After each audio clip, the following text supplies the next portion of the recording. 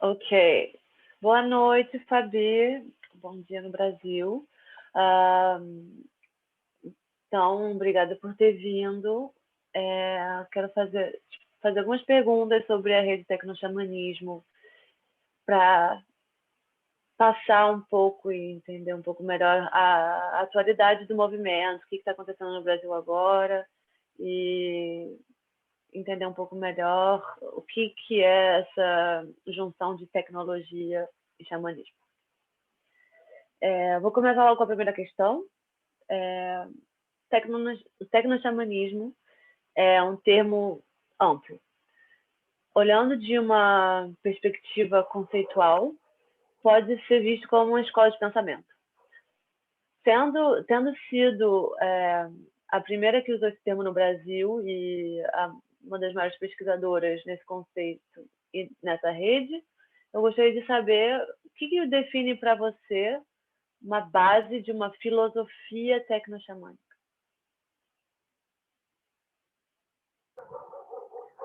Oi, Isabela. Isabela Aurora. Oi.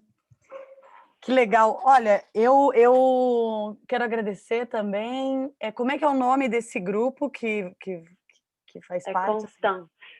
É Constance, né? Agradecer a Constance também. Eu vou começar de trás para frente, pelo que eu me lembro, tá? Eu acho que de trás para frente é o seguinte: a gente tentou fazer uma ONG na Dinamarca. E a gente tentou fazer essa ONG no embalo de uma tentativa de criar uma forma de conseguir uma forma de ganhar dinheiro para fazer o posto de saúde Pataxó. Essa era a ideia. A gente estava querendo ajudar os Pataxós, onde a gente fez o segundo Festival Internacional de Tecnoxamanismo, a criar um posto de saúde. Eles que deram a demanda e a gente topou fazer. Mas eu estava muito sozinha nesse momento. Eu quis montar um grupo para me ajudar. O Frazão já estava mais próximo, e aí tinha algumas pessoas próximas, eu estava andando bastante com você, com a Raíssa, com a Mariana, estava vendo bastante ela, a Mariana Moraes, em São Paulo, né? E o Carsten sempre foi muito presente também em tudo que a gente fez, então a gente tentou fazer essa ONG. A Raíssa tinha vontade de conseguir o dinheiro da prefeitura de Toulouse também e tal. Só que aí o que aconteceu é que não deu muito certo. Não deu muito certo que a gente não conseguiu abrir conta no banco, não deu muito certo porque o dinheiro que a gente ia conseguir na França não tinha uma ONG para receber, então entrou uma outra ONG, mas enfim, o pessoal do Tecnoxamanismo que fez o projeto para eles, mas aí ficou no nome de outra ONG, e o currículo do TX, enfim, embolou meio de campo, o projeto ficou mais espalhado, enfim, a gente brigou, não deu certo, e esse grupo se desmanchou. A ONG na Dinamarca também se desmanchou, bom, e aí a gente conseguiu uma doação do dinheiro do mutirão para uma pessoa por uma pessoa que não quer ser identificada, quase todo o dinheiro, porque a gente conseguiu também através de venda de quadros de arte, de doação de artistas, festas, eventos. Eu tive um convite para ir para a Europa, para a Alemanha, pelo Sense Lab, para Berlim, e aí eu aproveitei e fiz um tour em 5 países, desenvolvendo festivais de encontros de tecnoxamanismo. Na França, quem tocou mais foi você e Raíssa, mas nos outros países foi eu e pessoas que estavam no local, né? Como a X-Name, a Laura, em Londres, em Berlim foi o Shannon Titis, etc. Aí a gente conseguiu levantar a grana, os 30 mil reais primeiros, né? Só que aí a gente ficou muito feliz. Então nós teríamos o terceiro Festival Internacional.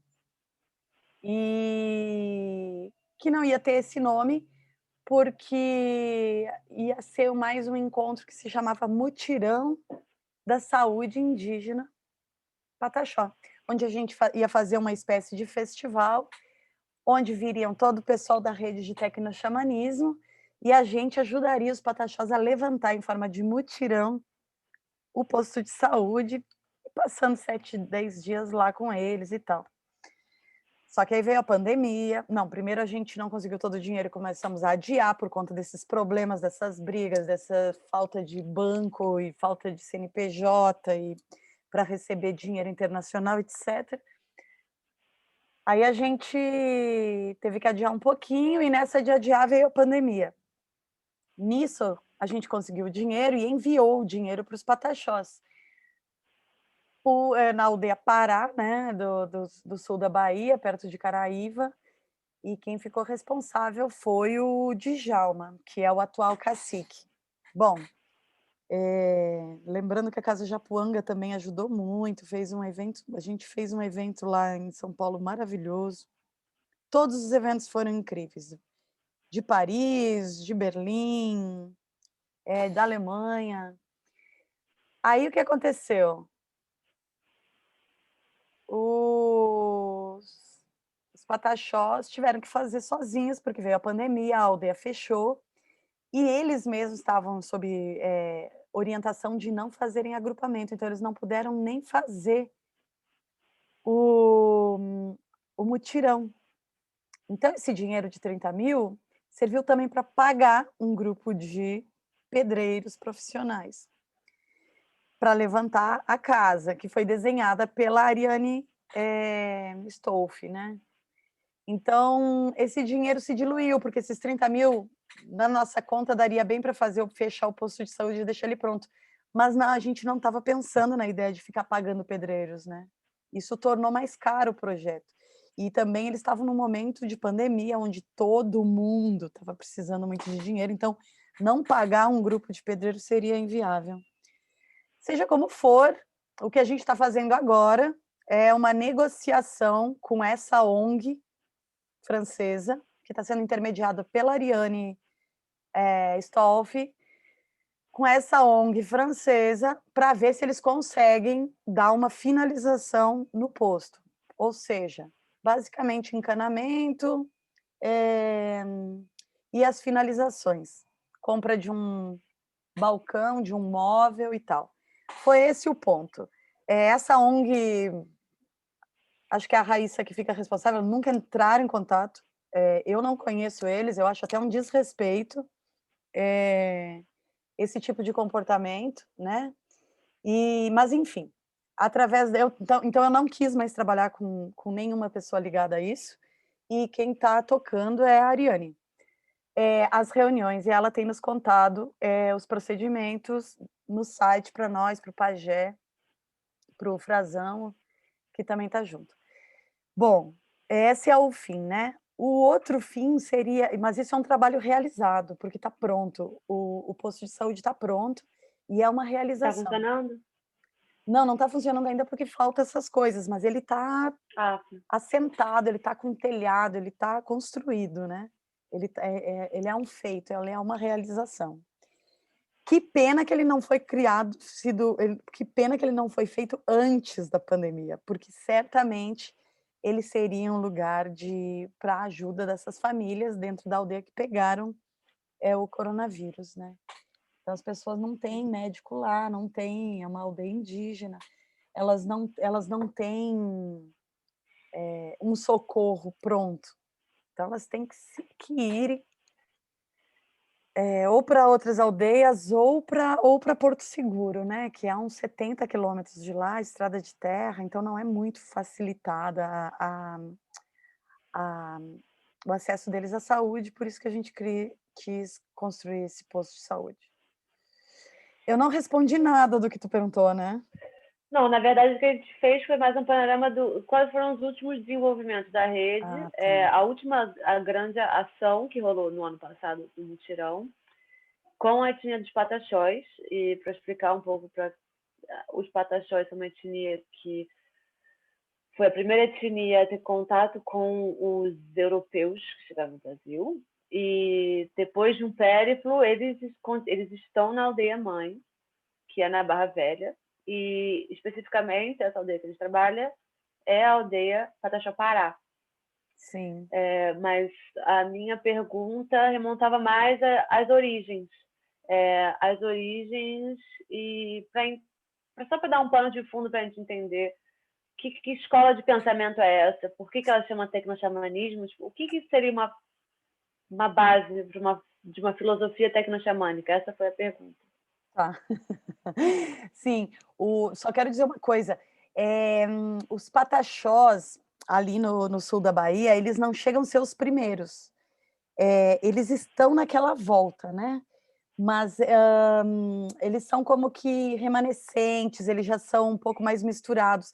A gente tem os relatos de 1700 e pouco, porque lá é a Costa do Descobrimento, é onde chegaram os primeiros navios portugueses, então para nós tem todo esse aspecto simbólico de fazer lá, né, os festivais, a gente já fez 2.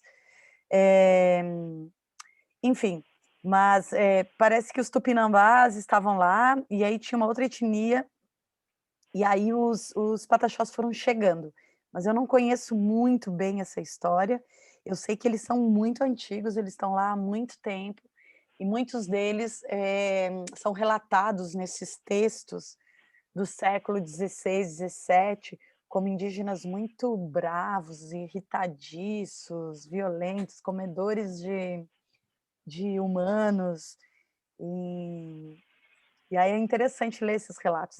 Eles têm um livrinho publicado só com relatos do século XVII e XVI sobre eles e sobre a língua deles, né, o Pachurran.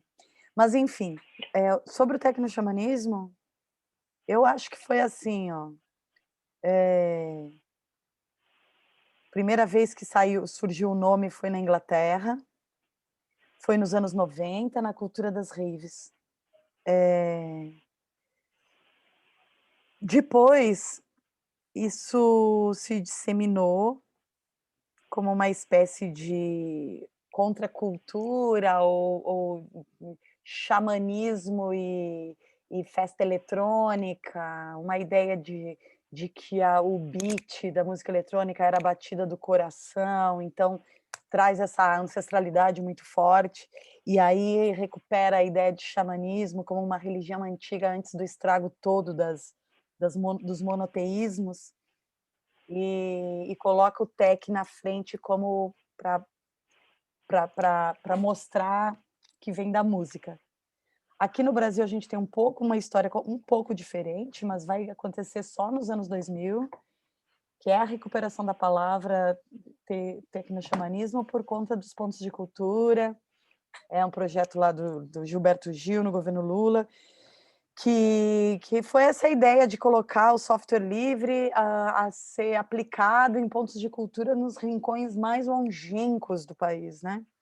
E esse encontro entre hackers, programadores, programadoras e comunidades afastadas, como na Amazônia, como indígenas que viviam muito longe, no meio do Acre ou do Mato Grosso,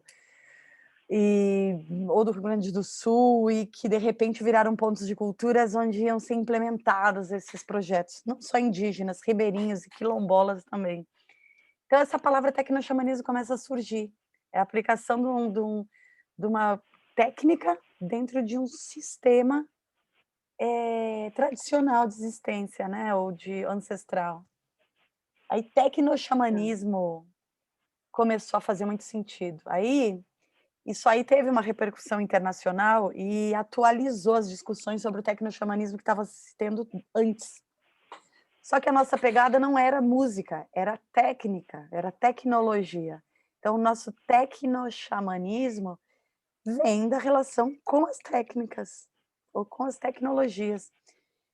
Aí, isso foi sendo alimentado de conceitos. O primeiro evento que teve de TX mesmo, com esse nome, na verdade, que eu participei, ou que eu conheça, porque pode ser que tenha tido outros, mas eu não conheço, foi em 2011, em Londres, na Goldsmith, onde eu, Camila Mello e Phil Jones fizemos um evento na Universidade da Goldsmith University of London. Chamamos esse evento de tecnoxamanismo e lançamos um texto. Logo em seguida, começamos a escrever um pouco mais sobre isso nas redes sociais. A Camila se afasta um pouco, porque ela volta para o Brasil, eu fico na Inglaterra. E aí começamos a fazer um outro evento de tecnoxamanismo nas Astúrias, em Gijón. E depois a gente foi convidado para falar de tecnoxamanismo no Transmediale, em Berlim. E assim a coisa foi começando a ganhar um corpo que voltava para o Brasil através das publicações e da rede. Em 2013 eu voltei para o Brasil, em 2013 teve o encontro de tecnomagia, que foi na Rural, da Nuvem Rural Hack Lab da Roça. E ali a gente começou a pensar na tecnomagia como algo muito europeu, como algo muito mediado pela alquimia, pelos grandes mestres, por Hermes Trismegisto, Blavatsky, mas principalmente pelos medievalistas europeus. E a gente disse, para nós funciona mais o tecnoxamanismo mesmo. Eu já estava usando mesmo, deliberadamente, para pensar em festivais, né? Depois da tecnomagia, algum grupinho dali disse, o tecnoxamanismo podia fazer um festival, e foi lançado o festival em 2014, eu e George Sander que produzimos, né, que criamos. Veio uma galera, foi na Itapécula, no Rio, lá em Arraial da Ajuda, e foi muito legal. Veio o ônibus hacker, veio um ônibus só de transexuais, transgênero, travestis. Foi o festival mais... de todos os encontros, o primeiro festival foi o encontro mais diverso em termos de gênero, e nesse recorte de gênero e raça, né? Vieram muitas pessoas negras, indígenas, enfim, tinha várias pessoas de países europeus também, do leste europeu, veio galera do Wikileaks, foi incrível. Fizemos um segundo em 2016, entre esse período a gente fez um monte de encontros, e esses encontros eles começaram a ser muito interessantes, porque eles tinham... A gente fazia tudo em open call, né? Então as pessoas enviavam as ideias de oficinas, então tinha encontros de 3, 4 dias em vários lugares, no Rio de Janeiro, em São Paulo, em Porto Alegre, em Belo Horizonte, em Brasília, sei lá, agora eu não me lembro, mas assim, isso aqui no Brasil foi uns 6 estados, 7, e fora do Brasil foi uns 10 ou 15 países. Então teve um momento que foi um boom e as pessoas estavam interessadas mesmo no tecnoxamanismo no Brasil. Então, eu vou Pode, desculpa. só aproveitar esse gancho de vários open call, várias chamadas abertas, e as pessoas foram propondo. Então, a partir dessa constelação de experiências, quais práticas que você viu sendo feitas, sendo propostas, que você consideraria tecnoxamânica? Tecnoxamanismo é um conceito, como você falou, né? É um mundo conceitual que trabalha com a ideia do xamanismo da técnica, mas com a tecnologia das práticas xamânicas também, vistas como tecnologia. Então, eu acho que tem alguns indígenas que eu considero tecnoxamanistas bons, assim, que é como, por exemplo, o Anapuaca, aqui no Brasil. O Anapuaca, ele tem desenvolvido um projeto de realidade virtual, trazendo os anciões indígenas para fazerem parte. Então, quando eles morrerem, quando eles se forem, o legado fica em termos de RV, de realidade virtual. Então, já teve alguns investimentos nesse projeto, né? Teve um trabalho que ele conseguiu até expor, que eu também participei, que se chama, que se chamava Tecnoxamanismo, porque estava eu e ele lá. E teve uma exposição, as pessoas foram, então era legal, porque era uma dança indígena com um cacique fazendo, um pajé fazendo a dança, né? Tu botava aquilo ali, parecia que tu estava na aldeia, muito legal. Claro que em termos de Brasil, é sempre difícil conseguir financiamento para essas coisas, então o trabalho sai precário, e aí qualquer idiotinha aí qualquer pessoa que não tem um terço da experiência, mas tem uma grana envolvida, sei lá, no Silicon Valley, faz um projeto melhor e mais profundo de tecnoxamanismo. Com certeza. Então, eu particularmente, eu tenho um gosto pela decadência. Eu gosto de trabalhos precários, porque eu sei a dificuldade que é fazê-los, entendeu? Hum. Eu acho que bota muito dinheiro e às vezes sai um trabalho sem alma. Então, o bom seria que esses trabalhos, que nem o Dona Poaca, fossem muito maior investidos. Bom, outra pessoa que eu acho que tem um trabalho de tecnoxamanismo que é interessante, ai, ai, ai, ai. Ele não chama assim, mas eu diria que é um trabalho. Deixa eu buscar aqui, espera aí.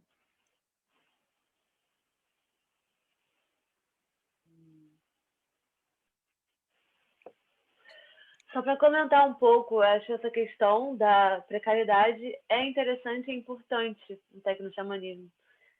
E pensando uma estética de um movimento, porque eu acho também que a nossa noção estética, artística de um projeto que é bem acabado, de um projeto que é bem apresentado, também vem muito de fora do Brasil. É uma estética europeia, é uma estética americana, dos Estados americana, norte-americana.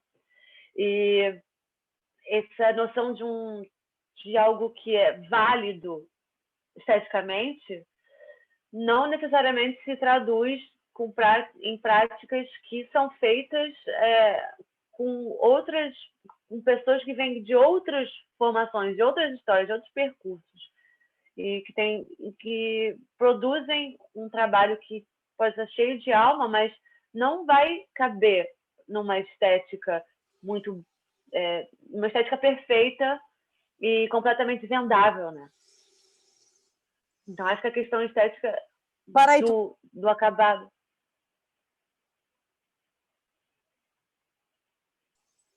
ai, um barulhão aqui, tu vai ter que começar de novo, espera aí. Mas melhor, porque aí tu fica mais...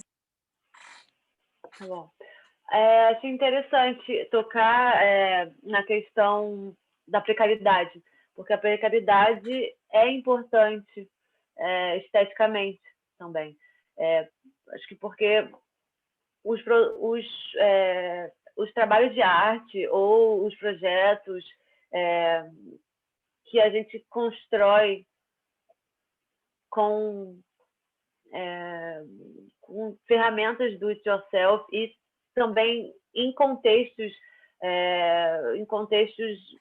longínquos, elas vão ser diferentes de algo que é feito seguindo uma estética ou em um contexto.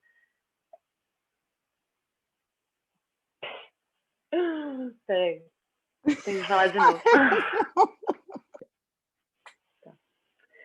Eu acho interessante essa questão da precariedade, porque a precariedade em relação à estética é um ponto a se falar em relação a esse movimento, porque eu sinto que a precariedade é algo que assusta esteticamente, é algo que causa rejeição, porque nós estamos muito acostumados com uma linguagem visual e uma linguagem artística completamente bem acabada, completamente exógena, e que eu sinto que vem muito de lugares que podem proporcionar e que tem uma grande competição e subvenção para proporcionar essa experiência estética que é altamente bem definida, bem acabada e vendável. Então, eu acho que a questão da precariedade, ela remete às ferramentas do it yourself, que estão dentro do tecnoxamanismo, a ferramentas transformativas que podem ser utilizadas ou em projetos de arte, ou em projetos performáticos, ou em projetos de programação, ou em projetos de implementação. E esse faça você mesmo, muitas vezes, ele abre para conhecimentos e percursos que são outros do que o que a gente entende, o que a gente pode aceitar e o que é esteticamente bem feito ou esteticamente perfeito. Uhum. Sim, eu concordo com você. Existe essa coisa sublime, né? Essa coisa super bem acabada, finalizada, um acabamento perfeito, tudo encaixando, que é uma estética opressora, né? Porque não tem diversidade. Eu acho que ela pode ser uma estética, ela só não deveria oprimir as outras estéticas, né? Aí é quando a gente vem com essa precariedade dos trabalhos de artistas, digamos assim, que não estão aí na crista da onda, que não fazem parte de uma elite artística, estética, porque tem esse flerte também com uma estética precária. Existe também, né, dentro das galerias de arte de Londres e tal, às vezes tem umas exposições que imitam mais uma estética terceiro-mundista, assim, trazendo um pouco de lixo, construções não terminadas, natureza assassinada. Eu até entendo que tenha. Mas, enfim, é um assunto complexo, mas eu entendo como que seria interessante, se a gente tivesse mais capacidade de acessar e aceitar a arte precária como algo, importante, enfim, como linguagem. E eu acho que pessoas como a Anapuaca, eles não são precários no sentido de ter uma estética, que valoriza demais a pobreza e muito pelo contrário, eu acho que dentro dos recursos que ele tem, ele faz milagres, né. Mas enfim, é um tecnoxamã aqui no Brasil, com certeza. Um tecnoxamã, se eu fosse chamar de tecnoxamã as pessoas, eu diria que o Giordano Bruno Afonso. Ele é o Germano Bruno, né? Germano Bruno, eu falei Giordano por causa Giordano Bruno, eu pensei que você ia falar do italiano. Ele é também, né? Ele é um tecnoxamã, um tecnoalquimista, um tecnomago. O Giordano Bruno, com certeza. É que eu falei o nome dele, mas na verdade eu queria falar o nome do Germano Bruno Afonso. Eu acho que o trabalho dele é super interessante, porque ele é assim, ele é um indígena, né? Ele lá do Mato Grosso do Sul, tem origens Kaiowá, e ele se formou em astronomia. Ele é um astrônomo, ele fez mestrado e doutorado na França, ele é professor de astronomia.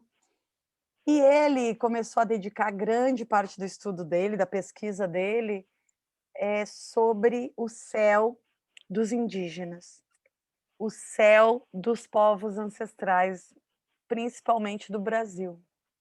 E aí ele criou um planetário móvel grande, onde ele viajou já por muitos lugares com esse planetário, para muitas escolas, para muitas universidades, e as pessoas entram dentro do planetário e elas têm o céu do indígena, a contação de história da astronomia indígena, ou do que o pessoal chama de arqueoastronomia, ou astronomia cultural. Enfim, tem vários nomes para apelidar isso, mas eu diria também que é um trabalho de tecnoxamanismo, porque quando você se depara com esse céu indígena, da astronomia indígena, você entra na canção, entra nas histórias, entra na viagem do tempo, né, na viagem do espaço e do tempo.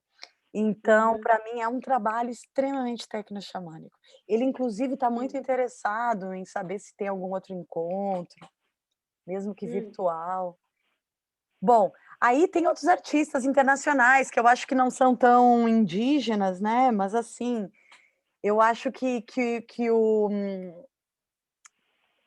eu sou muito fã do trabalho do Martin House e do Jonathan Kempf, que são 2 ingleses. O Jonathan Kempf vive agora no Japão e o Martin House vive em Londres. Eles têm essa estética que a gente estava conversando, essa estética da precariedade, só que também é genial, são trabalhos geniais. Por exemplo, eh, o Jonathan Kempf e o Martin House, eles se uniram para dar uma oficina, um workshop chamado Descristalization, né, e eles fazem a descristalização de, tipo, muitos computadores que estão na casa deles. Então a gente vai para o workshop, tem aquele monte de computador, aí a primeira parte super ritualística, punk, tecno punk, que é nós destruindo aqueles computadores. Pá, pá, pá, eu fiz esse curso, eu amei. Pá, destruindo, destruindo. Aí depois que está mais separado, assim, mais destruído, vai começando a separar os elementos, até que consegue extrair só o ouro. Então é um dia e meio de trabalho, que nem assim, né, mineração mesmo, extraindo o ouro de dentro dos computadores. Que qualquer laptop, qualquer computador tem um monte de ouro, e banhado a ouro, e fios de ouro e tal. Aí você tira tudo aquilo lá, e aí até o terceiro, quarto dia de curso, o negócio começa a ser purificado. Então, no fim, só para não pegar muito tempo, é um bando de gente, aí aqueles cabos de ouro são limpos, né, são ultra, higienizados, e depois todo mundo bebe um gole daquele copo de ouro com água, Hum. né, minerado, com aquele ouro minerado de computadores. E ainda por cima faz uma devolução simbólica, evidentemente, mas real ao mesmo tempo, do resto do ouro à terra. Então é Hum. o Anshawara, né, Hum. lá do Davi Copenau. Eu acho esse trabalho super tecno-xamânico, Hum. as Sim. inversas. Por que uma anti-Shawara? Porque a Shawara é quando a doença invade o mundo, porque ela sai de dentro da terra, né? A pandemia,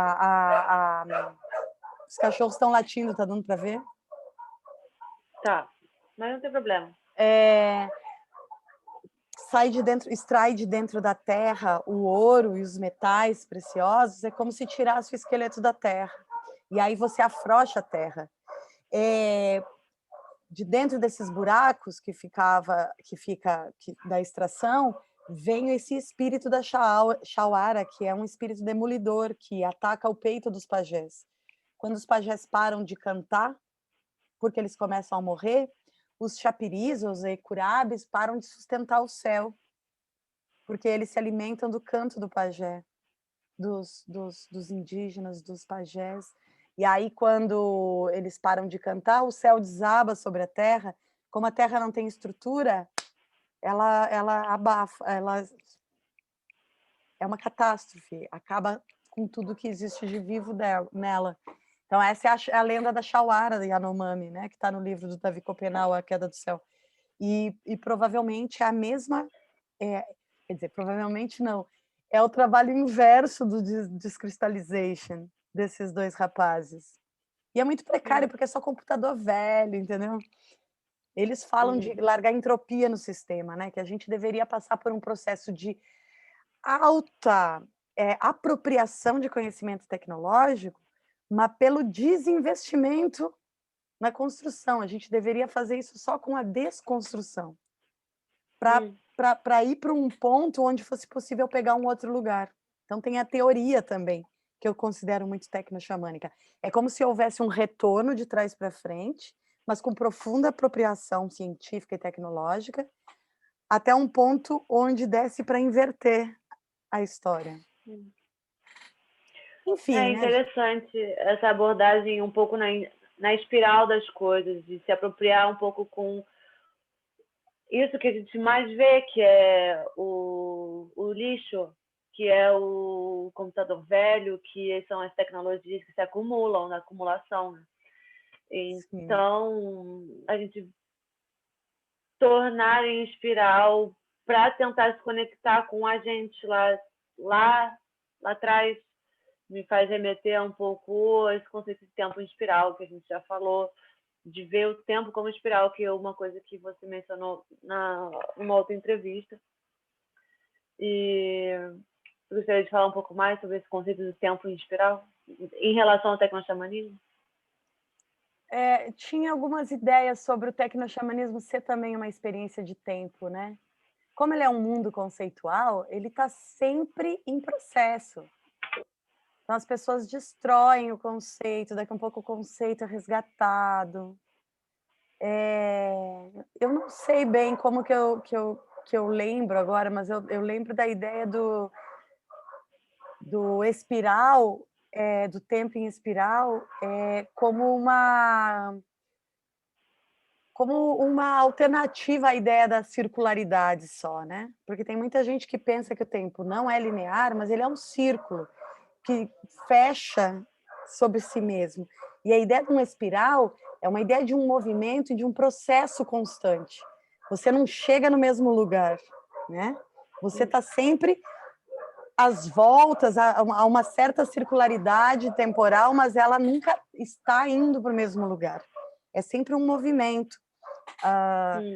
Como as órbitas, né? Como um satélite em órbita, ele não vai estar exatamente no mesmo lugar, na mesma condição a cada órbita.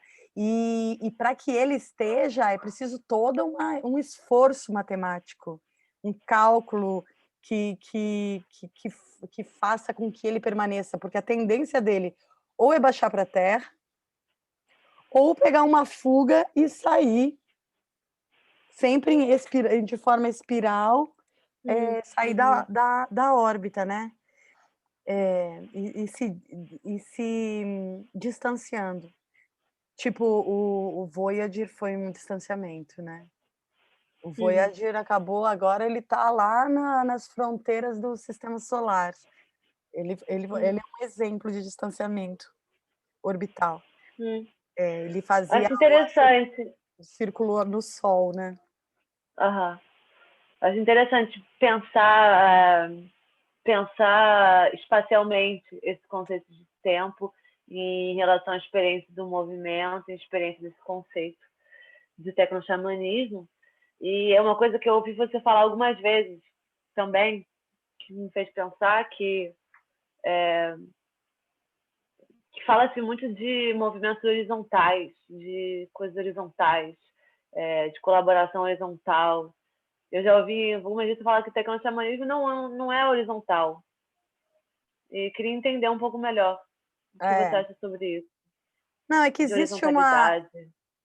existe uma cultura ativista, que é uma coisa que eu já não aguento há muito tempo, que é uma coisa que você aguenta quando você está do lado do quebra-pau, né? Quando você é a representante, é a figura que responde pelas coisas, aí você é a figura que leva pau, né? Que leva a crítica, que leva... Então, assim, eu abandonei essa ideia de horizontalidade e tal, porque eu acho que isso não funciona. Isso aí é um teste, é como é como um constante exercício, mas ele não se aplica, pelo menos nas minhas experiências na vida, ele nunca se aplicou. Mesmo que você não tenha uma liderança só, por exemplo, em casa coletiva, eu vivi a vida inteira em casas coletivas. Algumas têm uma liderança mais forte, outras têm lideranças mais fracas, mas sempre alguém responde com mais responsabilidade, porque senão há abandono da casa. Os cachorros morrem, o gatinho morre, a árvore cai em cima do telhado, porque não existe uma uma responsa. Esse papel da responsa, ele pode trocar, ele pode ir trocando.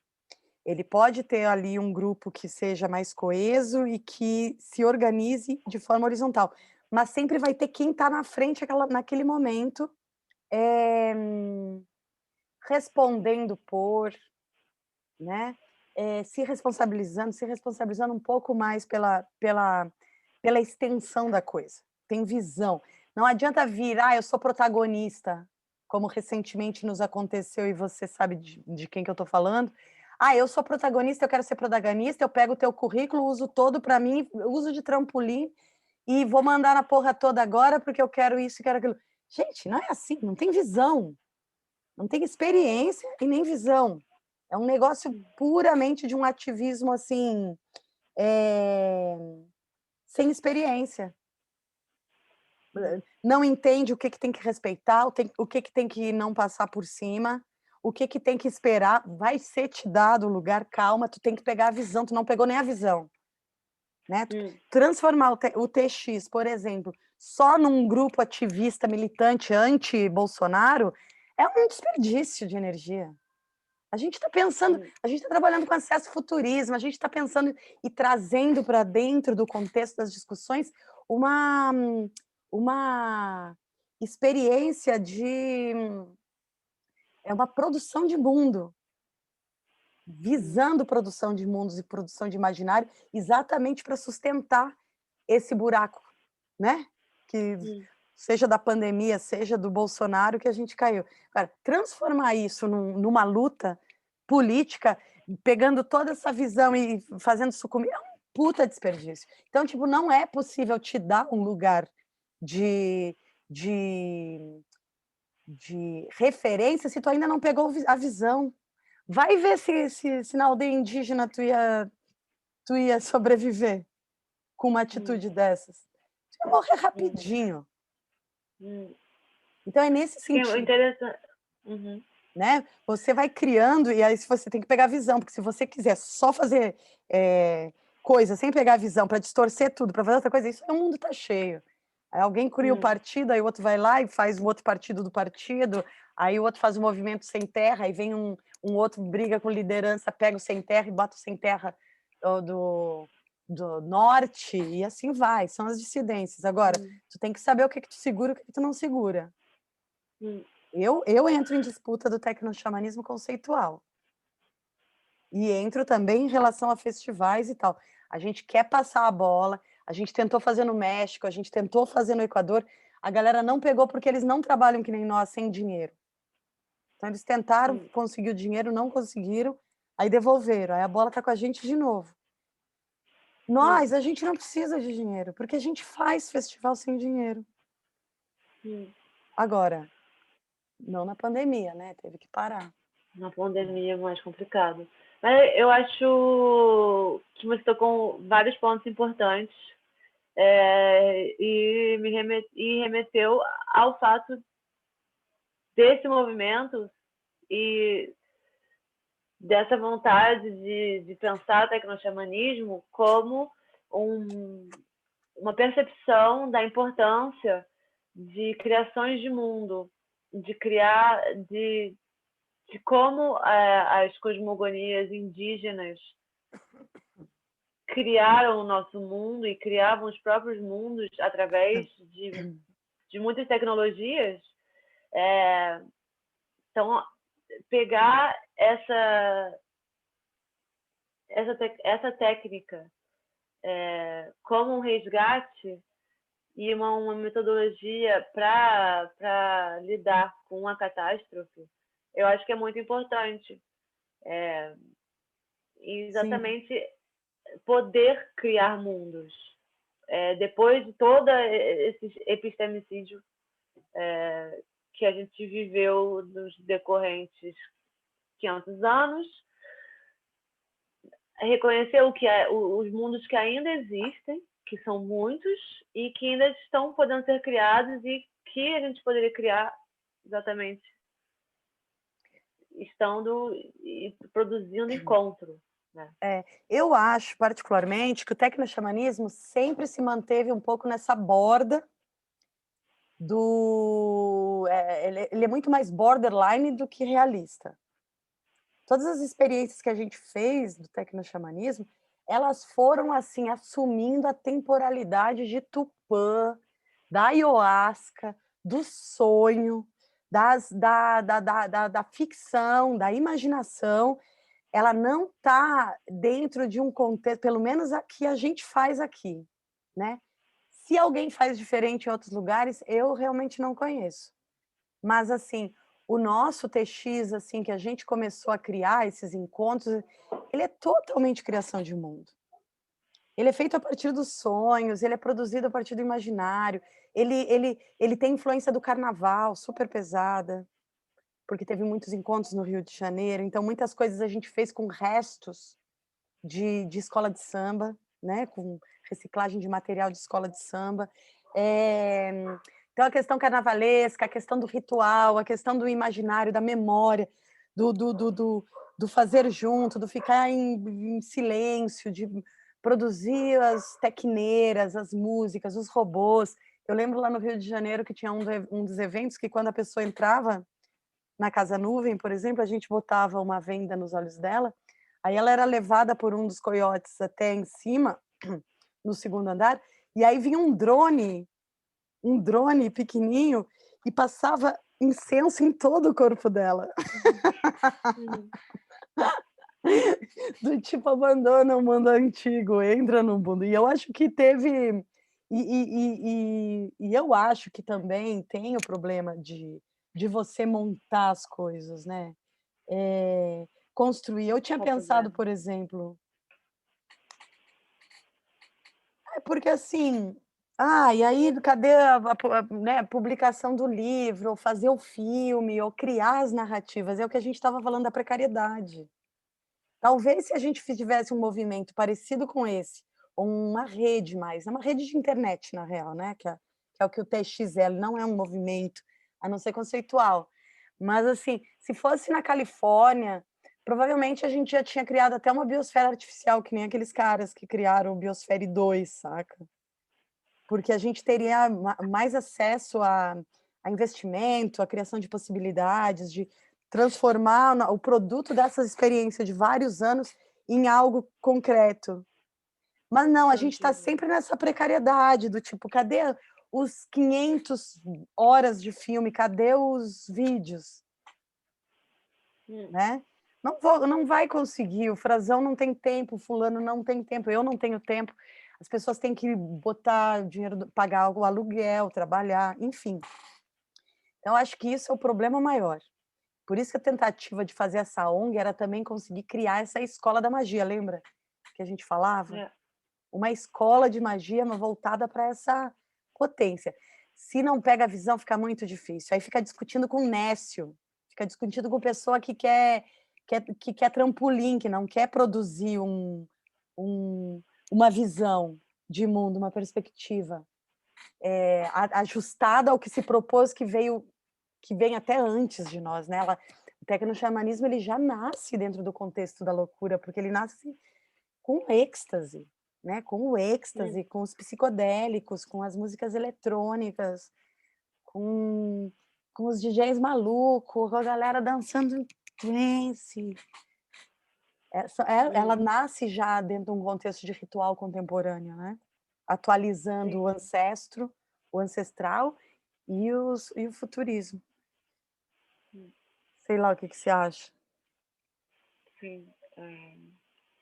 Eu acho que o tecnoxamanismo, acho que essa ótica brasileira do tecnoxamanismo acaba esbarrando muito numa, num abafamento que a gente vive como artista e como brasileiro e como potencializador de cultura, que é um abafamento de ter que comer o pão todo dia. E acho que o movimento e o que a gente pode fazer dele, eu vejo que também tem esses loopings e essas interações, e partes dele vão se desconjuntando, e registro. E eu acho que isso também acaba indo para dentro e sendo um complicador. A necessidade de como é que a gente consegue organizar, orquestrar a necessidade que a gente teria de ter dinheiro com um movimento que é de uma criação subjetiva de mundo. Sim. Então, é uma barreira muito forte. Porque, ao mesmo tempo, a gente faz em dinheiro, dá para fazer. Mas qual é o custo? Sim. É um custo também muito quase telúrico de fazer essas coisas. Então, é um investimento, claro, mas eu sinto que é um complicador. E Nesse ainda momento. mais nesse contexto, nesse momento, vira realmente algo que fica interiorizado. Nesse contexto, agora, o que seria genial de estar acontecendo era a gente fazendo esse resgate desses vídeos, desses áudios, e transformando isso num lugar, né? Num lugar onde as pessoas pudessem acessar, mesmo num canal no YouTube, mas que tivesse esses vídeos, essas conversas, essas discussões. A gente sempre teve discussões incríveis, assim. Os debates do tecnoxamanismo sempre foram muito bons, porque a gente sempre teve assim esse olhar meio curatorial mesmo, né? Trazendo gente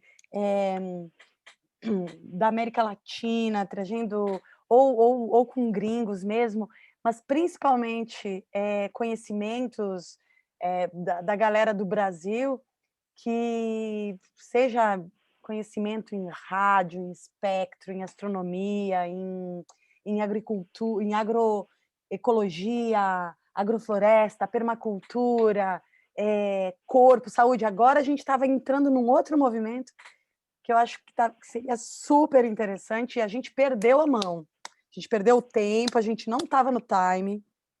Se tivesse no time, o posto de saúde estava saindo antes da pandemia.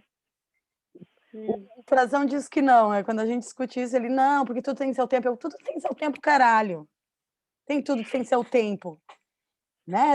A gente tem que ajudar as coisas também, às vezes como depressores, aceleradores, potencializadores, todas as forças, não tem essa de se a gente tivesse conseguido estar no time, estar numa mesma visão, a gente já estaria com esse negócio pronto e a gente estaria numa discussão sobre saúde, talvez de ponta, junto com os indígenas. Talvez a nossa questão já era que medicinas estariam sendo propostas de dentro desse posto de saúde, ou etc, né? Mas, enfim. Eu acho que aí você já faz uma ponte para duas coisas interessantes que eu pensei, que eu gostaria de entender. Uma é quais são os pontos futuros, presentes, interessantes, quais são os passos interessantes a se tomar com essa rede, com esse conceito, com esse movimento, e a relação do tecnoxamanismo com a saúde. São duas coisas que eu gostaria de que a gente falasse. Então, porque teve uma migração, né? Teve uma migração. Eu acho que o tecnoxamanismo, lá no início, ele estava ainda muito assentado na cultura do software livre. Quando a gente começa a falar nele aqui no Brasil, é por volta de 2005, 2004. E ele vem de dentro desse contexto. Depois, quando as coisas começam a degringolar no mundo do software livre também, que começa a se tornar tudo é meio que vendido, a gente o movimento, ele acaba virando uma coisa de gueto, não tinha mais aquela potência política que ele tinha no início, nos anos 90. Então, né,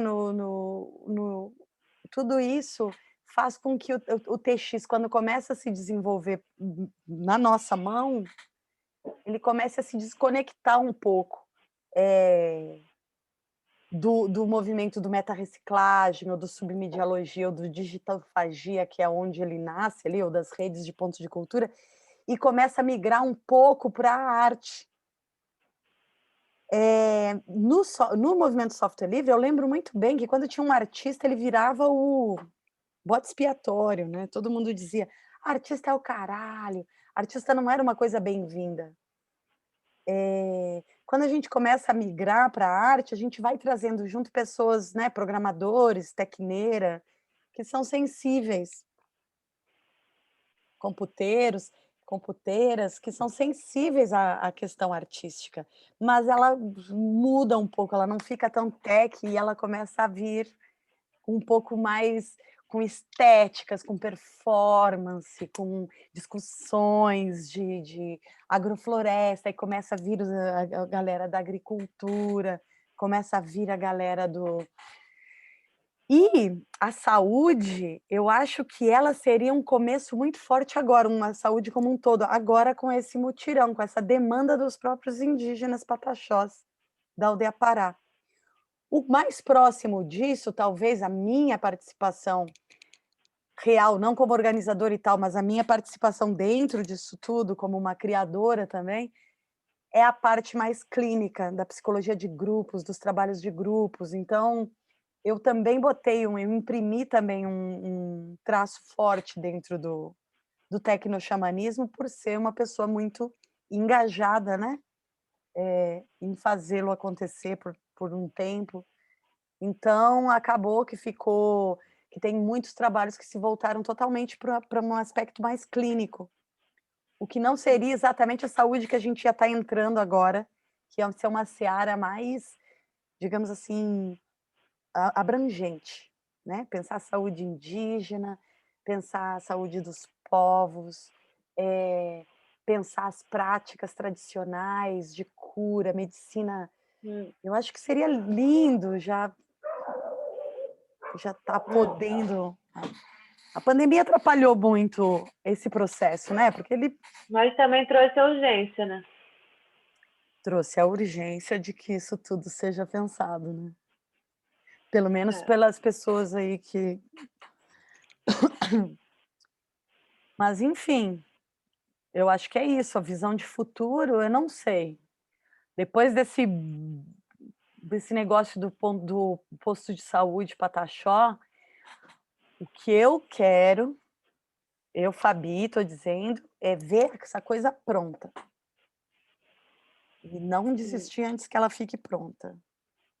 Pronta, terminada, feita, com os indígenas correndo atrás dessas ONGs que eles têm acesso, ou da prefeitura de Porto Seguro, para estar enviando médicos também, mas a gente ir ajudando conforme puder, a também trazer algumas colaborações, né, para dentro do posto. Uhum. Depois eu não sei o que vai acontecer.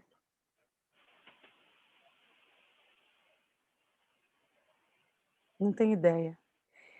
Só queria falar uma... Mas eu também acho que, só comentar isso, porque eu acho que é muito difícil pensar. Na verdade, depois que eu fiz a pergunta que eu pensei, uma palavra que eu acho que é completamente problemática nesse momento é futuro. Tá tudo meio nublado, né? Né? E misturado. sim. Mas o que você queria falar? Não, eu queria falar que tem outras pessoas que têm artistas e tal, que têm práticas. Tu conhece umas pessoas, né, uns artistas, umas artistas, que Eu tu acha conheço que tem práticas tecnomágicas. é, Conheço, tem tido um movimento aqui na Europa também, né, desde, eu acho, também, nos anos 2000, de uma combinação de tecnologia e conhecimentos tradicionais ou conhecimentos arcaicos, reimaginados criticamente como realmente ferramentas, mas eu vejo mais na arte, porque também é o meu campo, é o campo no qual eu trabalho mais, no qual eu me informo mais, mas sim. eu vejo que tem muitas manifestações entre arte, magia, bruxaria e tecnologia. Uhum. E com um ponto de vista bem crítico sobre o epistemicídio aqui e sobre a erradicação da sensibilidade feita, proporcionada na Europa. E eu vejo bastante artistas. Aqui na França tem um movimento que investiga a figura da bruxa, e aí tem muitos exemplos e tem algumas amigas que fazem. Mas é isso, o que eu vejo é mais um movimento Eu até vejo um reencantamento com o ser bruxa e o trabalhar sutilezas e trabalhar a natureza também, de um ponto de vista radical e de um ponto de vista que questiona os espectros presentes aqui também. E Uhum. eu vejo que todo mundo que é migrante aqui, a gente traz também nossos fantasmas, a gente traz a nossa vontade, a nossa presença, a presença dos nossos espíritos. Então é muito engraçado, porque se a gente pensa no caminho dos espíritos, por exemplo, que primeiro teve uma migração, uma colonização no Brasil, por exemplo, e criou-se sincretismos mil. E os deuses que nasceram foram levados no barco e renasceram lá. E agora a gente vem com esses deuses que foram reimaginados, a gente volta, faz eles voltarem para cá, encontram uma terra arrasada, mas eles vêm também. Então, eu sinto que tem uma força espectral aqui muito grande e aterrorizante, mas muito velada e muito calada. Aqui onde tu diz? Aqui na Europa, Tá. aqui na França, aqui é onde eu moro, e eu posso falar. Mas eu sinto que tem uma força espectral enorme. E também não só espectral, como uma força mineral, uma força de toda a concentração financeira que tem aqui. Isso cria uma atmosfera que dá quase para sentir assim, com a mão. E é isso que eu acho que essa migração e esse contato do migrante com o local daqui, eu acho que isso traz um pequeno bang, Uhum. pequeno Big Bang, Sim, que também é um outro loop, rola um feedback loop. E eu legal. acho que vai rolar outras interações em relação a esses novos deuses que fizeram agora um outro loop, estão chegando aqui. Sim. A imigração dos espectros, né? É. E a gente acabou de completar mais ou menos 1 hora de entrevista. Acho que tá bom, né? E eu acho que é um bom momento para a gente encerrar. Eu quero te agradecer pela presença e pela abertura. E é isso. Eu que quero te agradecer, eu achei bom a gente ter essa conversa, achei boa, uma conversa boa, liberadora, assim, com entendimento, né? E, e acho legal que a gente possa falar disso. Claro que 1 hora de conversa não dá para falar do conteúdo, né? Não dá para saber exatamente do que se trata, mas acho que já deu para dar umas pinceladas, É, assim. sim. Também é Massa, um conceito tão vivo, é um conceito vivo, é tão orgânico que a ele é gente vai orgânico, tocando ele à medida que a gente fala, né? Ele exatamente. vai se mostrando. Não dá para fazer não dá para fazer uma definição A mais B. Não dá. Por isso que eu, pelo menos os textos que eu escrevo são sempre assim, prolegômenos para um possível tecnoxamanismo, que é É, ideias a respeito do tecnoxamanismo, porque as pessoas pedem né, eles pedem uma coisa concreta do tipo, qual o conceito é? É como você falou, é vivo, ele é orgânico e a gente toca nele e ele vai respondendo, né? exato, exato. E também, acho que pensando um pouco pela história do movimento, não faz sentido falar de um conceito frio sem falar de pessoas e de encontros, porque o Sim, encontro já é o movimento, né? É um sim. movimento de aproximações, e depois das aproximações. É... Então, Eu acho que aí vai geralmente ficando mais claro. Eu geralmente chamo ele de rede mesmo, que é a rede de É, internet, e que se atualiza. A gente nunca sabe em quem que está chegando, na verdade. A gente nunca é, sabe. Agora, de repente, a gente larga aí um projeto de publicação, por exemplo, e aí vem pessoas que a gente nunca vai imaginar. Que nem no primeiro livro que a gente hum, lançou, que a galera mandou da Coreia do Sul, do Japão, sabe assim? hum.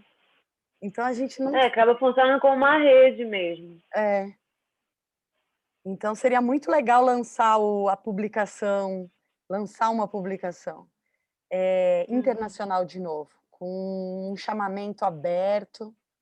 Claro, não botando texto ruim no livro, né? Mas seria muito legal, porque eu não gosto da ideia de fazer só desde o Brasil, sabe? Parece que é diminuir Uhum. a potência do trabalho, da coisa, Uhum. chamar coisa. Então A tá, coisa. querida. Então tá bom, Fabi. Tá, obrigada. Vou lá Obrigada. para você agora, tá? Beijo. Tá bom. Beijo.